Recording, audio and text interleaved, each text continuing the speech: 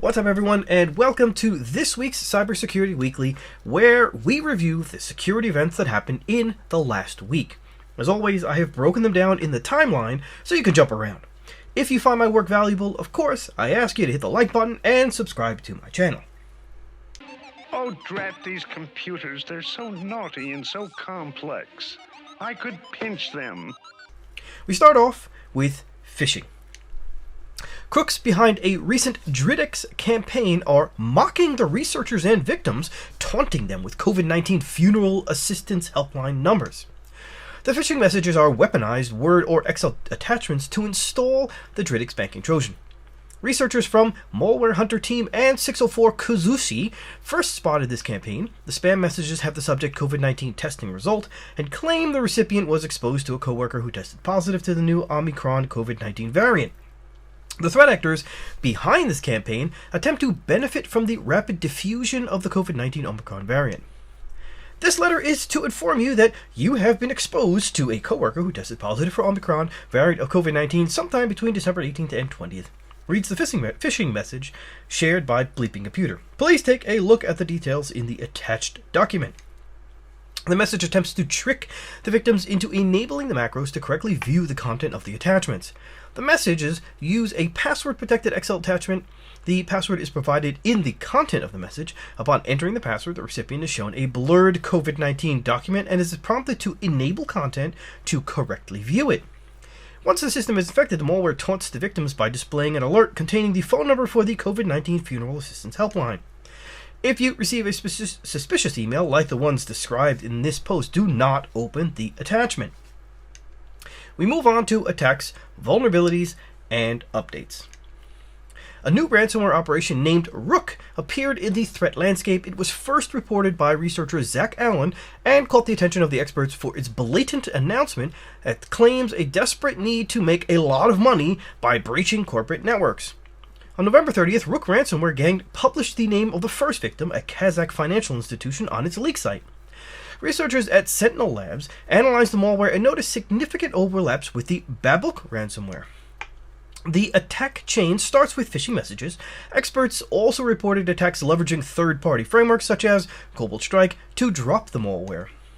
The malware is packed with UPX, although researchers also observed the use of cryptors to avoid detection. Upon execution, the Rook ransomware attempts to terminate processes related to security software or other applications that could interfere with the encryption process.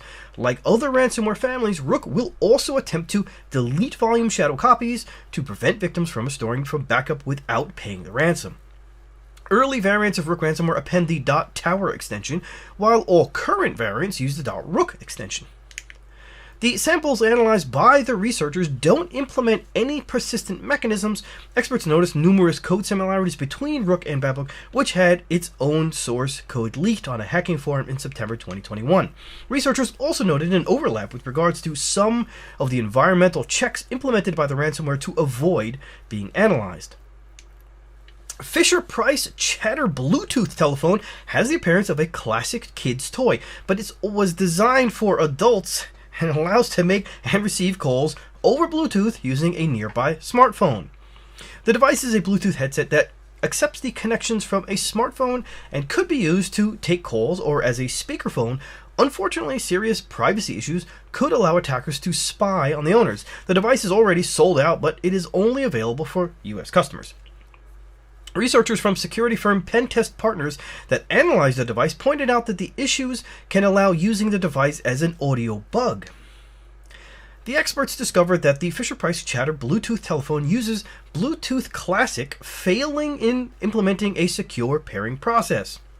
When powered on, it just connects to any Bluetooth device in range that requests to pair, states the experts. Some nearby, next door house, next apartment, street outside, can connect to their own Bluetooth audio device or smartphone, laptop, etc. and use it to bug their neighbors. In a scarier scenario, ill-intentioned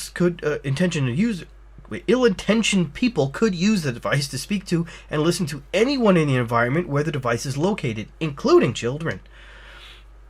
Experts also discovered that if the phone handset is left off, it will auto-answer any call to a connected smartphone.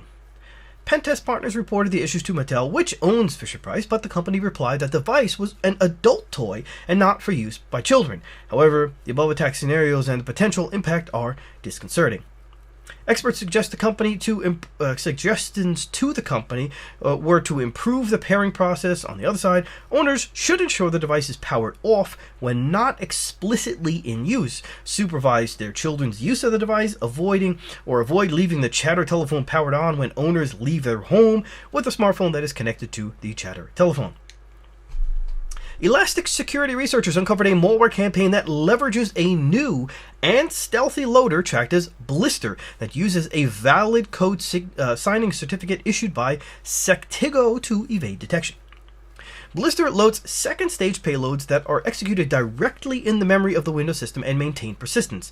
The malicious code has a low detection rate and implements multiple tricks to avoid detection. A valid code signing certificate is used to sign malware to help the attackers remain under the radar of the security community. We also discovered a novel malware loader used in the campaign, which we've named BLISTER. The majority of the malware samples observed have very low or no detections in VirusTotal. The infection vector and goals of the attackers remain unknown at this time. The certificate used to sign the loader code was, as mentioned in the paragraph above, issued by Sectigo for a company called Blist LLC, which has an email address from a Russian provider, mail.ru. The loader is embedded into legitimate libraries, such as colorui.dll. To avoid raising suspicion, it can be initially written to disk from simple dropper executables. Upon execution, BLISTER decodes bootstrapping code stored in the resource section with a simple 4-byte XOR routine.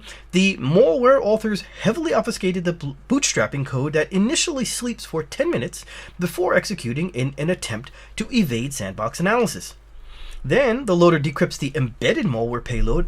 Experts reported the use of Cobalt Strike and BitRat as embedded payloads. The payload is loaded into the current process or injected into a newly pawned wherefault.exe process. In order to achieve persistence, BLISTER copies itself to the C program data folder and renames a local copy to rundle32.exe or rundl32.exe. Then it creates a link to the current user startup folder to launch the malware at logon as a child of explorer.exe. Elastic's researchers shared Yara rules for this campaign along with indicators of compromise. NVIDIA has assessed its products to determine if they are vulnerable to the Log4Shell vulnerability in the Log4j library. The company states that the following products are not impacted by the Log4j vulnerabilities: GeForce Experience client software, GeForce Now client software, GPU display drivers for Windows, L4T Jetson products, and Shield TV. The security advisor published by the company confirms that the following NVIDIA products are affected by Log4j issues: CUDA Toolkit Visual Profiler and Nsight Eclipse Edition, DGX Systems, NetQ, vGPU Software License Server. NVIDIA also informed customers that CUDA Toolkit Visual Profiler includes Log4j files, but the good news is that the application is not using the library. Log4j is included in CUDA Toolkit, however, it is not being used and there is no risk to users who have the Log4j files. Because they are not being used, an update is being prepared to remove the Log4j files from CUDA Toolkit. If concerned, customers can safely delete the files as a mitigation, reads the security advisory. According to the advisory, by default, DGX systems are not impacted by the flaw because DGX OS releases did not include the Log4j. However, users can install the flawed library as additional software. Users are recommended to update their installs to the latest available version of the library. Another option consists in removing it. NVIDIA is still investigating the impact of the Log4j flaws in all of its products and services. Confidential information held by some of Britain's police forces has been stolen by Russian hackers in an embarrassing security breach, the Mail on Sunday can reveal. The cybercriminal gang Klopp Ransomware has released some of the material it plundered from an IT firm that handles access to the Police National Computer, or the PNC, on the so-called dark web, with a threat of more to follow. Of course, more to follow if the ransom isn't paid. Klopp is believed to have demanded a ransom from the company Dakal after launching a phishing attack in October that gave it access to material, including that of the PNC, holding the personal information and records of 13 million people. When DeCall refused to pay, the hackers uploaded hundreds of files onto the dark web, a hidden area of the internet only accessible through a specialized web browser, as if I never needed to read that. You know what the dark web is. The company declined to reveal the size of the ransom demanded. The files included images of motorists, which Klopp appears to have taken from the National Automatic Number Plate Recognition, or ANPR system. Footage includes close-up images of the faces of drivers who have been snapped speeding. It is unclear what additional and potentially more sensitive information Klopp might release on the dark web where it could be scooped up by fraudsters. Philip Ingram, a national security expert and former colonel in the British military intelligence, said, "This is an extremely serious breach of a company providing a capability to police forces across the UK. The damage caused by this kind of dark leak is unfathomable, as it brings into question the cybersecurity arrangements that exist between multiple public and private organizations to manage sensitive law enforcement data." DeCall, based in West Lothian, was established in 1969 by electrical engineer Brian Calling, who had previously repaired home appliances before doing national service with the RAF. The 88-year-old has grown the company into a UK-wide IT solutions provider with 160 staff members. One of DeCall's subsidiaries, NDI Technologies, provides a critical service for 90% of the UK's police forces, giving officers remote access to the PNC. Another DeCall firm, NDI Recognition Systems, provides IT support for the ANPR systems that used by the police, Highways England, and DVLA. A spokesman for the National Cybersecurity Center said, "We are aware of this incident and working with law enforcement partners to fully understand and mitigate any potential impact." Klopp has earned millions of pounds, euros, dollars through ransomware hacks in the past 2 years. Victims have included the oil giant Shell, American Bank Flagstar, and the University of California. T-Mobile says it blocked 21 billion scam, spam, and unwanted robocalls this year through its free Scam Shield robocall and scam protection service, amounting to an average of 1.8 billion scam calls identified or blocked every single month. Furthermore, based on data through early December 2021, the carrier found that scam call traffic has reached an all-time high, jumping over 116% from 2020 to a total of roughly 425 million scam calls attempts every single week. Last year, when it announced the Scam Shield service, T-Mobile said it could detect or block approximately 12 billion scam calls in 2019, and that around 30 million Americans fell victim to a phone scam within 12 months. T-Mobile Scam Shield has identified or blocked over 21 billion calls for T-Mobile and Metro by T-Mobile customers through early December 2021. The company revealed today in its 2021 Scam and Robocall report. The lowest measured month for scam traffic was January 2021, identifying 1.1 billion calls as scam likely. By November, volume had increased exponentially, and T-Mobile identified double the January traffic at 2.5 billion calls as scams likely. More than half of these 21 billion calls were related to vehicle warranty scams, with other top scam attempts pretending to be with the Social Security Office at 10%, the wireless provider at 9%, car insurance company 6%, and package delivery with 4%. The scammers' favorite targets throughout 2021 were people from Texas, Florida, Arizona, and Georgia, the most targeted being those in the Dallas-Fort Worth area code. In related news, AT&T said in March 2021 that its AT&T Active Armor service blocked or detected over 16 billion spam calls since 2016, with 17 million spam calls identified each day in 2020 alone, after examining billions of calls every day for robocall patterns. Sophos experts monitoring AvosLocker ransomware attacks noticed that the malware is rebooting compromised systems into Windows Safe Mode to disable endpoint security solutions. Running the systems into safe mode will allow the malware to encrypt victims' files without any interference, because endpoint security products do not run in safe mode. In the past, other ransomwares used a similar trick, including Snatch, Revel, and Black Matter ransomware families. The AvosLocker ransomware as a service recently emerged in the threat landscape, and its attacks surged between November and December. Sophos researchers reported that AvosLocker operators also modify the safe mode boot configuration to install and use the commercial IT management tool AnyDesk, while the Windows computers were still running in safe mode. Normally, third-party software would be disabled on a computer running in safe mode, but ransomware operators aim at maintaining access to the compromised systems.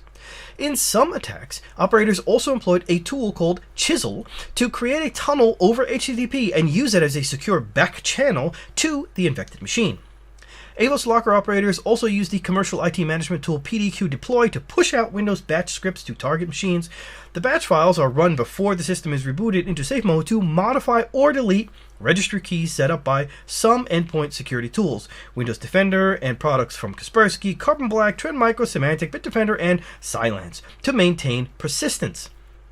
The attackers also used the script to create a new user account on the compromised machine, new admin, and give it a password of password12356 and add it to the administrator's user group.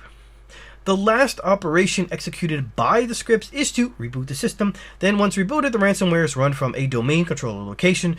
If the automated ransomware execution process fails, the operators can launch it manually using the AnyDesk remote access tool. Cybercriminals have found a way to bypass the patch for a recent Microsoft Office vulnerability tracked to CVE 2021-404444 with a CVSS score of 8.8. The bad news is that the threat actors are using it to distribute the Formbook malware. The CVE 2021-404444 is a remote code execution security flaw that affected the MS-HTML file format. The security defect can be exploited to achieve remote code execution on vulnerable systems. An attacker looking to exploit the bug needs to trick the intended victim into opening a maliciously crafted document. In September, Microsoft warned of multiple threat actors, including ransomware operators, that were exploiting the Windows MS-HTML remote code execution security flaw in attacks against organizations. The IT giant said that threat actors started targeting this issue on August 18th, before Microsoft shared mitigation for this vulnerability. Threat actors used weaponized Office documents. The campaigns observed in August 2021 employed emails impersonating contacts and legal agreements. The messages used documents that were hosted on file-sharing sites. Microsoft addressed the flaw with the release of Microsoft Patch Tuesday security updates for September 2021. The availability of proof-of-concept exploit code for this vulnerability caused a spike in attacks attempting to exploit this issue. In the initial attacks observed by the researchers, the malicious code downloads a Microsoft cabinet or CAB archive containing a malicious executable. The patch developed by Microsoft prevents the execution of the code to download the CAB archive, but now threat actors are bypassing the patch by incorporating a Word document in a specially crafted RAR archive. Sophos researchers observed threat actors spreading the RAR archives through a mall spam campaign that lasted for roughly 36 hours on October 24th and 25th.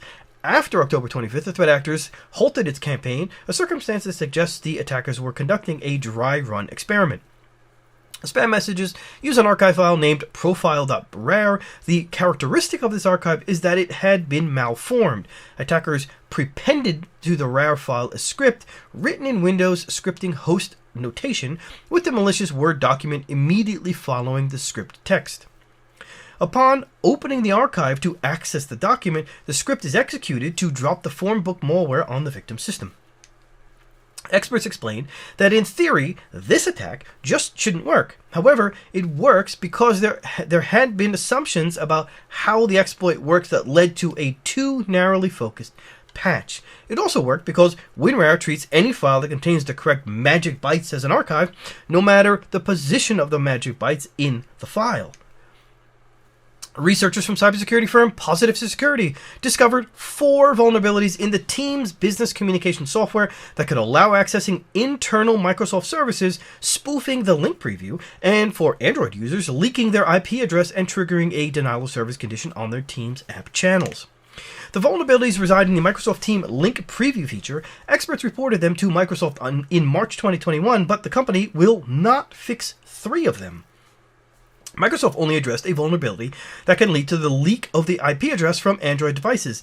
The company also explained that it will address the denial of service flaw in a future version of the software. The first bug is a server-side request forgery issue vulnerability in the endpoint/URLp/version1/URL/info. An attacker can exploit it for reconnaissance of Microsoft's local network.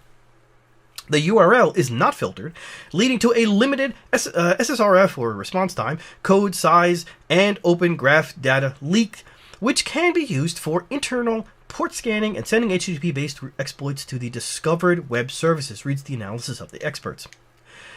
A closer look at the link preview revealed a spoofing vulnerability. Experts noticed that the preview link target can be set to any location independent of the main link, previewing image and description, the displayed hostname, or on hover text. This means that when clicking the preview, a different link is opened than what was expected by the user, exposing the recipient to phishing attacks. The third flaw discovered by the researchers is a denial-of-service vulnerability that affects the Android version of the popular software. The vulnerability can be triggered by sending a message with a specially crafted link preview containing an invalid target instead of a legitimate URL. This will cause the crash of the app. The fourth vulnerability is an IP address leak, as reported by the researchers. The experts pointed out that the flaws have a limited impact, but they expressed that their surprise in finding so trivial attack vectors unpatched. Ubisoft discloses a data breach that resulted in unauthorized access to Just Dance user data. The security breach was caused by a misconfiguration. The good news is that the problem has been quickly solved. According to the gaming firm, compromised data only included technical identifiers. We recently identified an intrusion into the Ubisoft's IT infrastructure targeting Just Dance. This incident was the result of a misconfiguration that, once identified, was quickly fixed, but made it possible for unauthorized individuals to access and possibly copy some personal player data, reads the data breach notice published by the company. The data in question was limited to technical identifiers, which include game tags or gamer tags, profile IDs, and device IDs, as well as Just Dance videos that were recorded and uploaded to be shared publicly with the in-game community and or on your social media profiles. Well, our investigation has not shown that any Ubisoft account information has been compromised as a result of this incident. According to the company, the investigation has not revealed that any Ubisoft account information has been compromised. The company is going to notify via email the impacted players. It also announced to have taken all the proactive measures necessary to secure this infrastructure from future incidents. Security researchers from NCC Group reported an increase in ransomware attacks in November 2021 over the past month, and PYSA, or aka Mespinoza, and Lockbit were the most active ransomware gangs. Experts observed a 400% increase in the number of attacks compared with October that hit government organizations. The PYSA ransomware group, aka Mespinoza, recorded an increase of 50% in November. PYSA ransomware operators focus on large or high-value finance, government, and healthcare organizations. In March, the FBI issued an alert to warn about an increase in PYSA ransomware attacks against education institutions in the United States and the United Kingdom. In March 2020, CERT France cybersecurity agency warned about a new wave of ransomware attack that was targeting the networks of local government authorities. Operators behind the attacks were spreading a new version of the Mespinoza ransomware, again, aka PYSA ransomware. According to the experts, the first infections were observed in late 2019. Victims reported their files were encrypted by a strain of malware. The malicious code appended to the extension was .locked to the file name of the encrypted files. The Mespinoza ransomware evolved over time, and in December a new version appeared in the threat landscape. This new version used the .PYSA file extension that gives the name to this piece of ransomware. The variant was initially used to target big enterprises in the attempt of maximizing the operator's efforts, but the alert issued by the French CERT warns that PYSA ransomware is targeting French organizations, especially local government organizations. CERT France's alert states that the PYSA ransomware code is based on public Python libraries. According to the report issued by the CERT France, operators behind the PYSA ransomware launched brute force attacks against management consoles and Active Directory accounts. Once compromised, the target network attackers attempt to exfiltrate the company's accounts and password database. Operators behind the PYSA malware also employed a version of the PowerShell Empire penetration testing tool. They were able to stop antivirus products. One of the incidents handled by CERT France sees the involvement of a new version of the PYSA ransomware, which used the .new version file extension instead of .PYSA. Starting from September, PYSA ransomware operators started targeting also Linux systems. Cert France's alert states that the PYSA ransomware code is based on the Python public libraries, as mentioned earlier. According to NCC Group, North America and Europe continued to be the most targeted regions in November, with 154 and 96 victims, respectively, while in Europe, most of the ransomware infections were observed in the UK and France, with Italy and Germany coming up, I'll say, third and fourth. The overall number of ransomware attacks increased 1.9% in November compared to October. Security researchers discovered a new botnet named Abcbot that focused on Chinese cloud hosting providers over the past months. The list of targeted providers includes Alibaba Cloud, Baidu, Tencent, and Huawei Cloud. In November, researchers from Kihu 360's NetLab security team spotted the Abcbot botnet that was targeting Linux systems to launch distributed denial-of-service attacks. The security firm analyzed a total of 6 versions of the botnet since November. An early version of the botnet was initially documented in October by Trend Micro researchers. The name Abcbot used to track the bot comes from the source path abc-hello. Now, Cato security experts found a new version of the malicious shell scripting targeting insecure cloud instances running under the above Chinese cloud hosting providers. Upon execution, the shell script calls a number of functions sequentially. The first one, named nameServerCheck, disables SE Linux protections and creates a backdoor. The bot also kills competing malware, including crypto mining and cloud-focused malware on the same systems. The bot also removes SSH keys and inserts its own to guarantee exclusive access to the infected host. Aside from this, the shell script exhibits similar functionality seen in previous versions, with the threat actor removing SSH keys left by similar attacks and inserting their own to guarantee access to the host. The sample also downloads one of the additional ELF binary payloads observed by Trend Micro and saves it as ABC-hello. Reads the analysis published by the experts. However, the code used to download the third payload appears to be commented out. At this time, the size of the Abcbot botnet is still unknown. Finally, if a SSH known_host file and corresponding public key exists in the root users.ssh directory, the script iterates through the known hosts, connecting to each one in turn and installing a copy of itself using the data transfer tools mentioned previously, concludes the analysis. This allows propagation of the malware in a worm-like fashion and ensures rapid compromise of related hosts. Microsoft released an alert on a couple of Active Directory vulnerabilities that have been fixed with the November 2021 Patch Tuesday security updates that could allow threat actors to take over Windows domains. The flaws tracked to CVE 2021-42287 and CVE 2021-42278 can be chained to impersonate domain controllers and gain administrative privileges on Active Directory. Microsoft is now warning customers to address both issues immediately due to the public availability of proof-of-concept exploit code. The IT giant also published a guide to help customers in detecting the attempts of exploitation of both issues. Both vulnerabilities are described as a Windows Active Directory domain service privilege escalation vulnerability. A few weeks later, on December 12, 2021, a proof-of-concept tool leveraging these vulnerabilities was publicly disclosed, states Microsoft. When combining these two vulnerabilities, an attacker can create a straightforward path to a domain admin user in the Active Directory environment that hasn't applied these new updates. This escalation attack allows attackers to easily elevate their privilege to that of a domain admin once they compromise a regular user in the domain. The CVE 2021-42278 vulnerability is a security bypass issue that allows potential attackers to impersonate a domain controller using computer account SAMA account name spoofing. Experts pointed out that SAMA account name attributes usually end with the $sign in their name. The $sign was used to distinguish between user objects and computer objects. With default settings, a normal user has permission to modify a machine account up to 10 machines, and as its owner, they also have the permissions to edit the SAM account name attribute.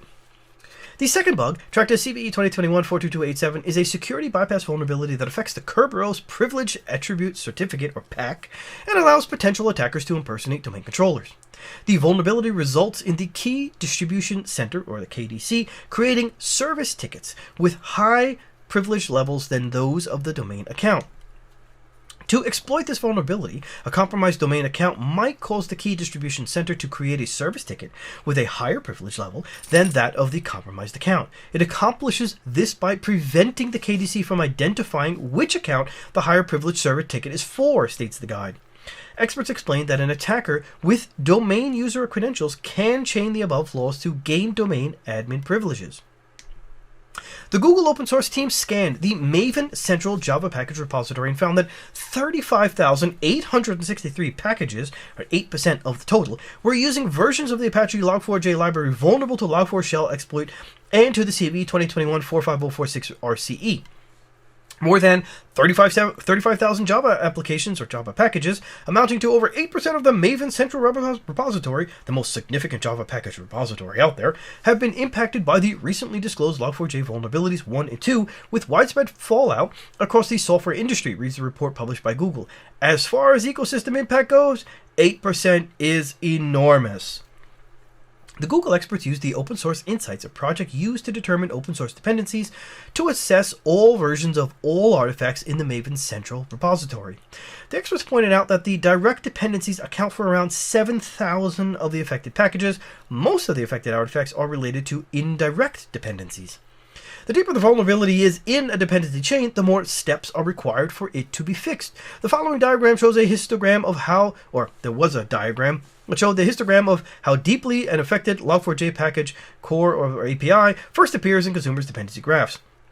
Reads the post published by the researchers. For greater than 80% of the packages, the vulnerability is more than 1 level deep, with a majority affected 5 levels down and some as many as 9 levels down, which means you have to go down 9 levels and have that dependency fixed before any of the other ones can be fixed. These packages will require fixes throughout all parts of the tree, starting from the deepest dependencies first.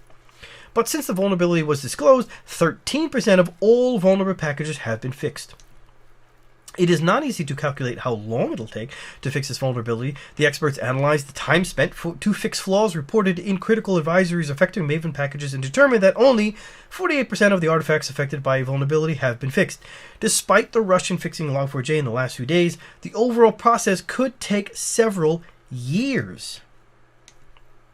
Recently, Prevalion experts detected a malicious JavaScript-based remote access Trojan, dubbed DarkWatchman, that uses a robust domain generation algorithm, or DGA, to contact the command control infrastructure and novel methods for fileless persistence on system activity and dynamic runtime capabilities like self-updating and recompilation.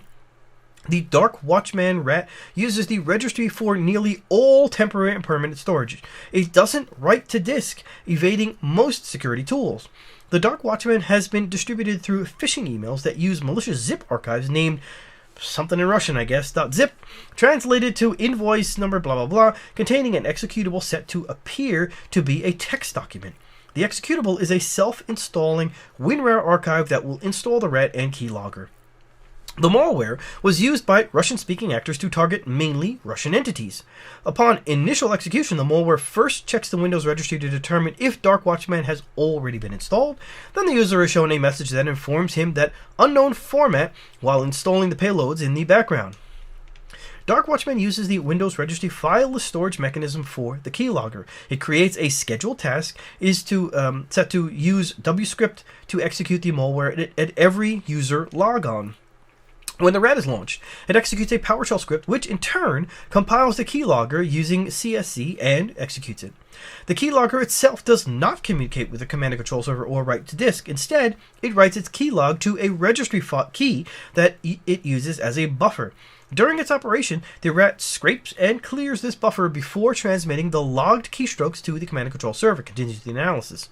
Once launched, DarkWatchman will execute a PowerShell script that compiles the keylogger using the .NET-CSC.exe command and launches it into memory. The malware also stores data to exfiltrate to the registry until it's transferred to the command and control server. DarkWatchman supports the following functionalities: execute exe files with or without the output return, load DLL files, execute commands on the command line, execute WSH commands, execute miscellaneous commands via WMI, execute PowerShell commands, execute JavaScript, upload files to the command and control server from the victim machine, remotely stop and uninstall the RAT and keylogger, remotely update the command and control server address or call home timeout.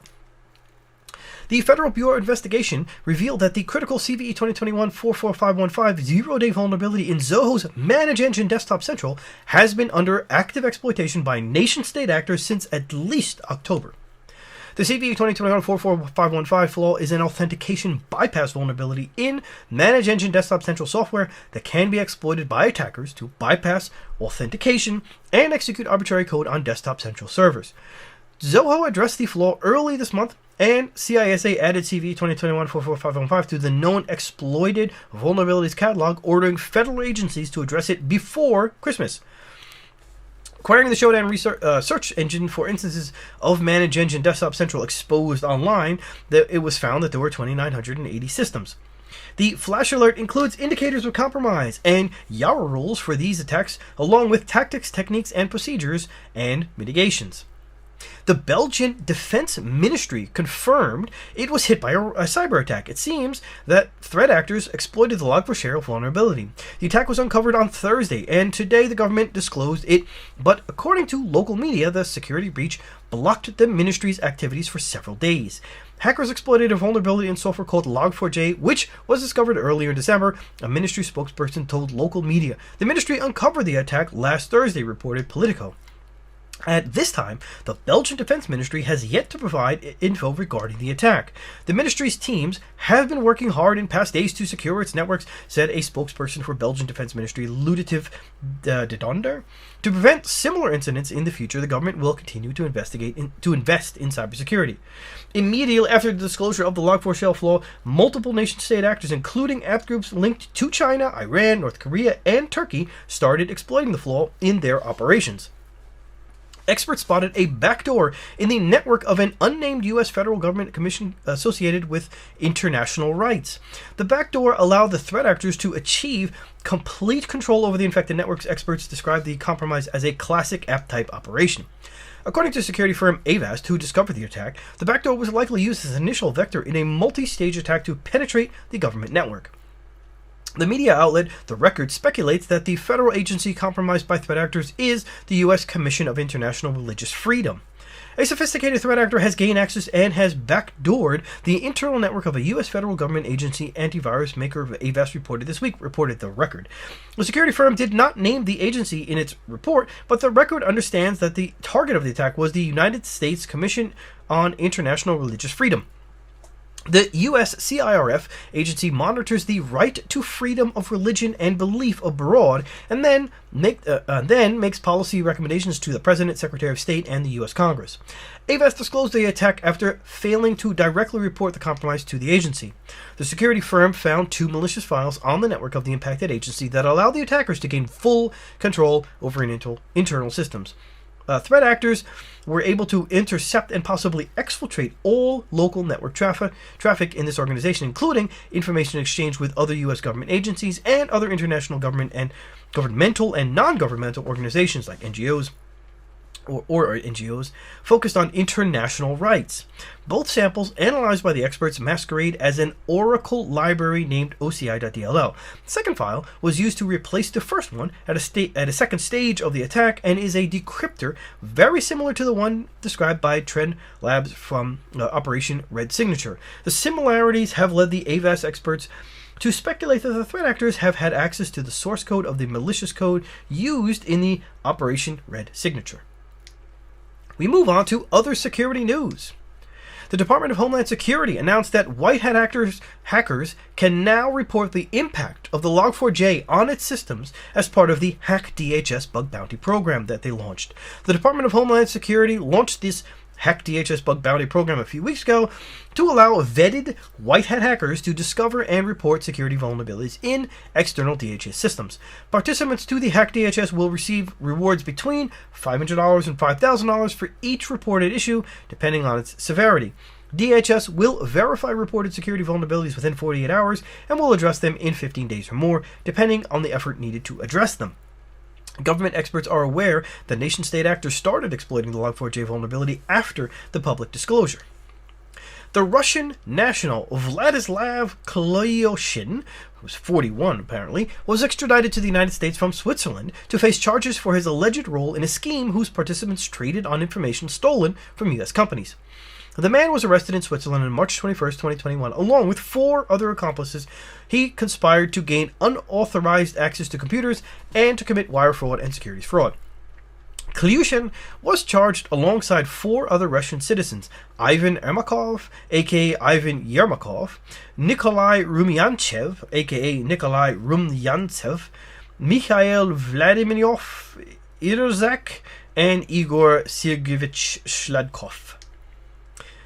Ivan Yermakov worked for the Russian military Unit 26165 and was indicted by the US DOJ in October 2018, along with 6 other defendants working for the Russian Main Intelligence Directorate, or GRU, for hacking, wire fraud, identity theft, and money laundering.